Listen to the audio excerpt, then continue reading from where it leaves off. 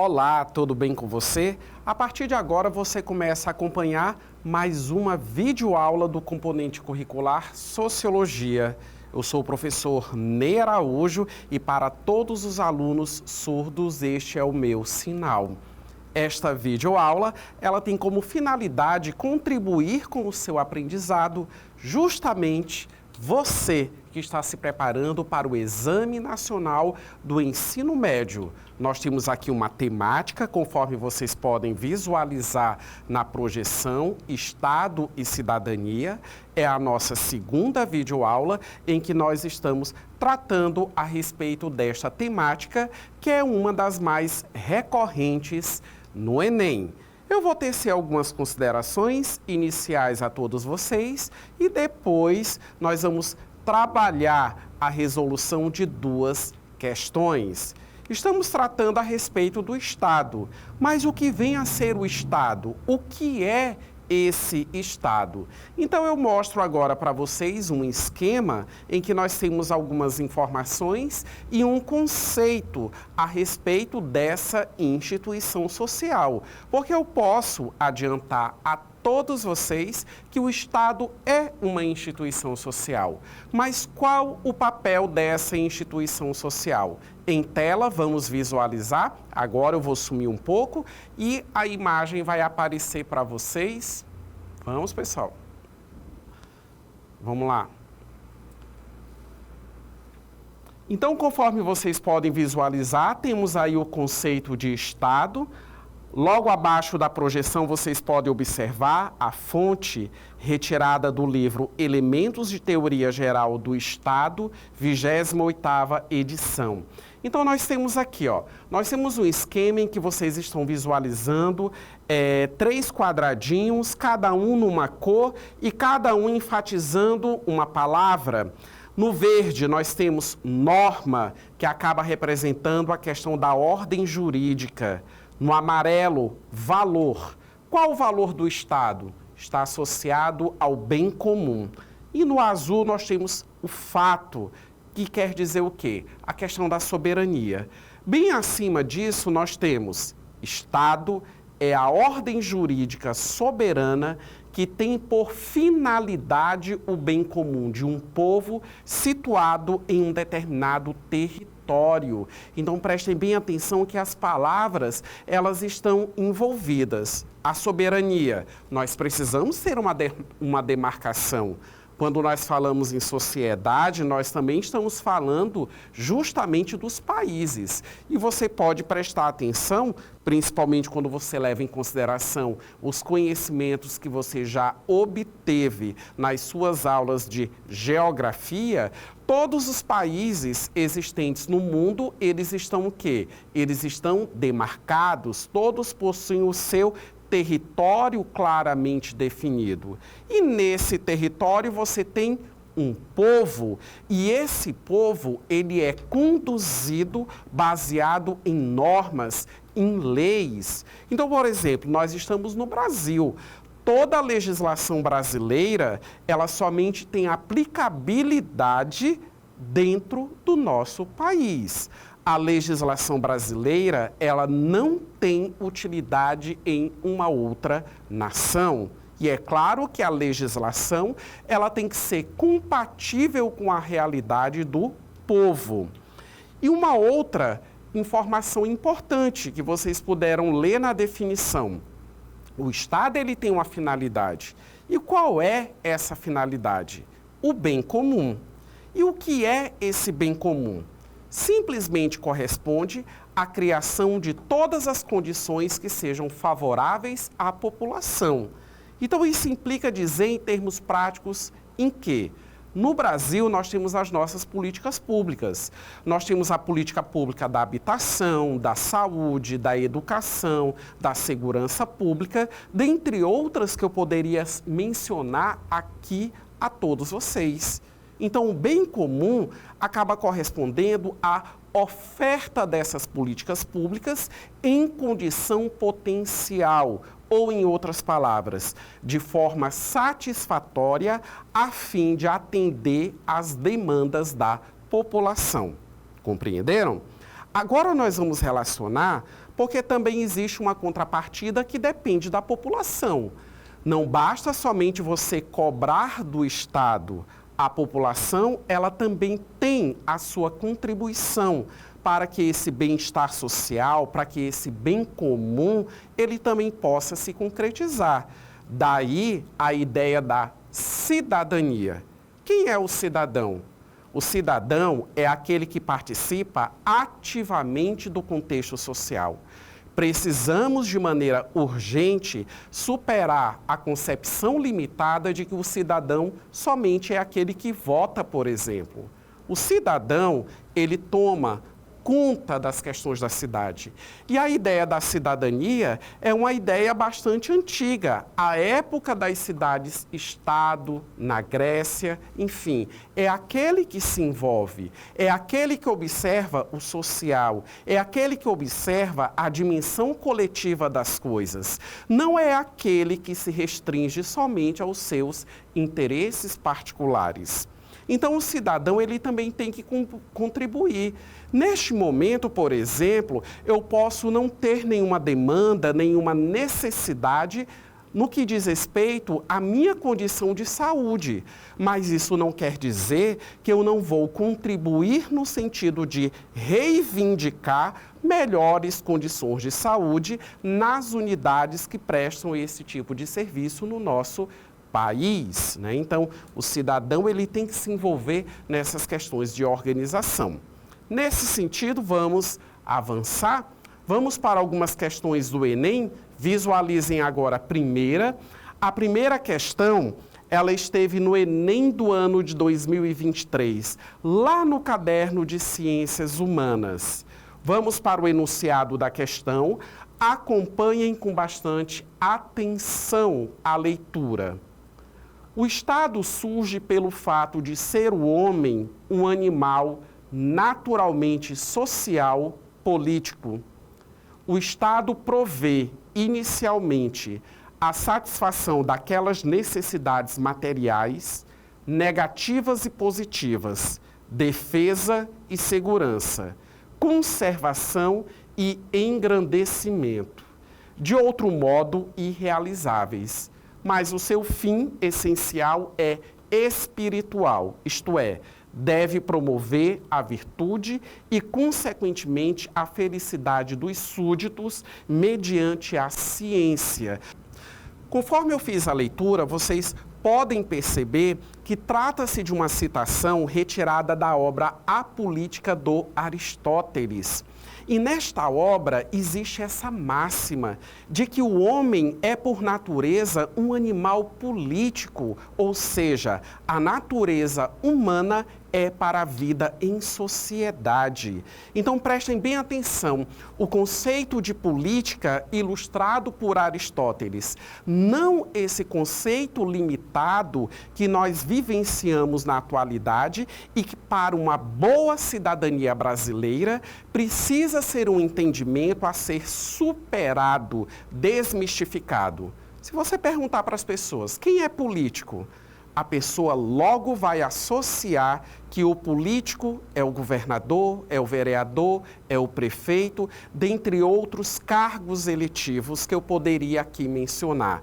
Ou, em outras palavras, a maioria da população, infelizmente, concebe como político os ocupantes de cargos políticos e que são somente ocupantes por cargos políticos porque foram eleitos através de um processo eleitoral justamente para cumprir esse tipo de papel, que inclusive é um papel temporário.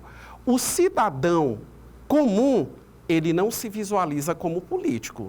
E é uma visão equivocada, porque independente de você ocupar um cargo político, todo ser humano, todo cidadão, ele é um ser político, porque ele vive justamente em sociedade.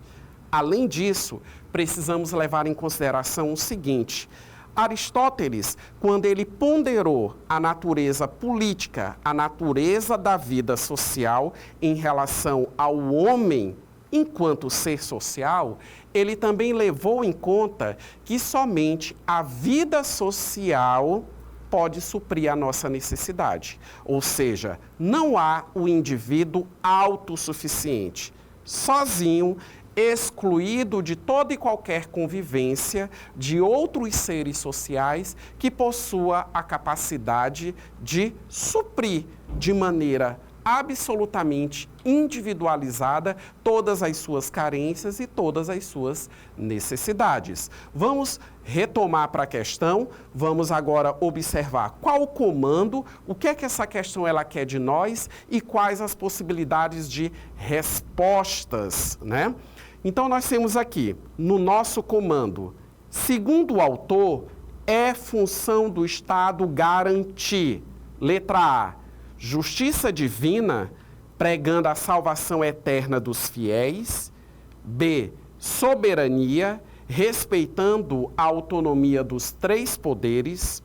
C, propriedade privada, protegendo o direito natural inalienável. D, vida ética, proporcionando a formação moral dos cidadãos. E letra E, direito de resistência, suprimindo governos considerados impopulares. Vamos observar qual a alternativa correta? Está expressa na letra D, vida ética, proporcionando a formação moral dos cidadãos. Lá na antiguidade não existia a preocupação com o quantitativo de cidadãos, tendo em vista que aquele contexto social, ele inclusive limitava a quantidade de indivíduos que eram reconhecidos enquanto tal. Então, existe uma preocupação em relação à qualificação desses cidadãos. As pessoas que realmente se envolveriam, digamos assim, com os dilemas, com as questões existentes na cidade. Se nós trazermos essa discussão para o nosso contexto atual, isso é uma carência que existe no nosso país. A ausência de cidadãos que sejam realmente qualificados e comprometidos com o contexto social. Uma educação que também venha a favorecer isso seria absolutamente salutar para a sociedade, para a economia e principalmente a política brasileira. Vamos para a nossa segunda questão? Visualizem agora e acompanhem a leitura. Também esteve no Enem de 2023. Pode chamar de fake news notícias falsas de internet, fraude informativa, informações falsas ou até de misinformation, se prefere em inglês, que você estará designando corretamente a mesma doença informacional que se disseminou como uma pandemia pela vida pública mundo afora nos últimos anos, e cujos principais sintomas nas pessoas infectadas consistem na perda da capacidade de distinguir a verdade, de lidar adequadamente com fatos e dados e de tomar decisões bem informadas. Sabe-se que o portador do vírus se torna alérgico a fatos e evita a todo custo a dissonância cognitiva, isto é, entrar em contato com informações que não satisfaçam os seus desejos e com relatos que se choquem com as suas crenças. Então, prestem bem atenção. O enunciado da questão ele é muito claro, ele tem uma ideia central, né? Então, ele está tratando a respeito de fake news. E, ao mesmo tempo, logo no início da citação, quando essa temática ela é mencionada, já vai sendo dado a definição, porque fake news ele está justamente em inglês. Mas nós também podemos, né, como foi colocado no próprio enunciado, nós estamos tratando de uma notícia falsa, nós estamos tratando de uma desinformação, nós estamos tratando de uma ideia que não é compatível com a realidade. E o desenvolvimento tecnológico, principalmente as novas mídias sociais, eles são o terreno em que essas informações, em que essas desinformações, melhor colocando, elas são disseminadas. Infelizmente, muitas pessoas são desprovidas de informação. E é justamente essas pessoas desinformadas que elas acabam sendo alvo das fake news. E essas pessoas, elas acabam também se tornando massa de manobra, porque essas pessoas, elas são facilmente manipuláveis. Por quê? Porque possuem um senso crítico precário ou a ausência de um senso crítico. Quer queira, quer não, a evolução dos meios de comunicação, principalmente com a inserção das novas mídias sociais, nos trazem todos os dias uma enxurrada de informação. Mas cabe a nós garimpar. O que é uma informação útil? Que tipo de informação está chegando até a minha pessoa e é uma informação falsa? É uma informação equivocada? É uma informação tendenciosa? É uma informação limitada? O ser humano hoje, diante dessa enxurrada de informações, precisa, enquanto cidadão, promover esse tipo de reflexão. Acima de tudo, para si próprio. Precisamos garimpar, como quem procura um diamante, quem procura um pedaço de ouro ali no meio das pedras. Eu preciso, enquanto cidadão responsável e consciente, garimpar, selecionar, separar as informações inúteis que acabam correspondendo a inverdades a respeito da realidade. Eu preciso começar e ter a preocupação de consumir, até para minha condição de cidadão, informações e notícias verdadeiras, baseadas na realidade, fundamentadas em dados. E nós sabemos que o tema da fake news ou das fake news é uma preocupação existente na atualidade, inclusive com medidas jurídicas que não correspondem à censura. Mas quando eu dissemino uma desinformação, eu estou sim agindo de má fé. O cidadão de boa fé, ele não dissemina falsas informações. Vamos para o comando da questão e as possibilidades de resposta.